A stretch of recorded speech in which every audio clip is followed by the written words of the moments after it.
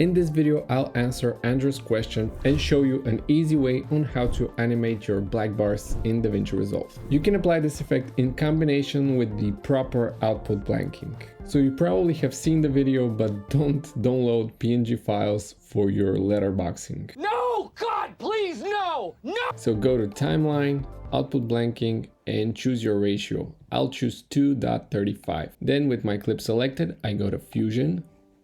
With my media in 1 selected, I click on the rectangle mask. For here, I will just need a single viewer. Okay, so now I will expand the width beyond the canvas. Then I'll go to the inspector and click on height and just type in 0. Then here at the first frame, I will add a keyframe for my height.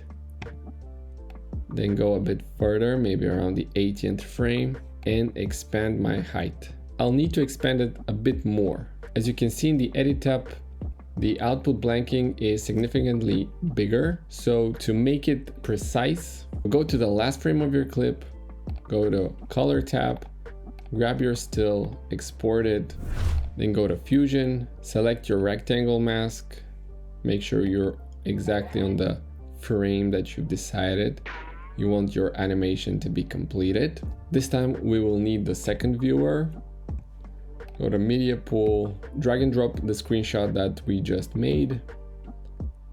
Add it in it with a merge after your media in. Place the rectangle into the left viewer and your media out into the right viewer.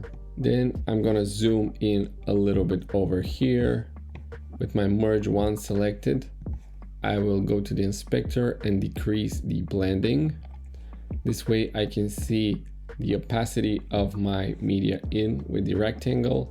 Then here with the rectangle selected, I can make the mask a little bit smaller and just be really precise exactly where I need it to be, so it matches with the 2.35 output blanking in the edit tab. Then I'll go to the spline over here, select both of my keyframes, hit F on the keyboard to ease them in and out, maybe just do a little adjustment, then delete this media. Go back to the edit tab, and as you can see, it's perfectly aligned. Quick tip, I would also recommend you use the checkerboards to switch between the black background and the checkerboards.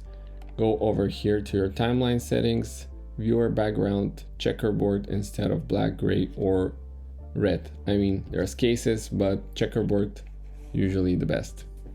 This right here is from a YouTube channel that me and my girlfriend just created.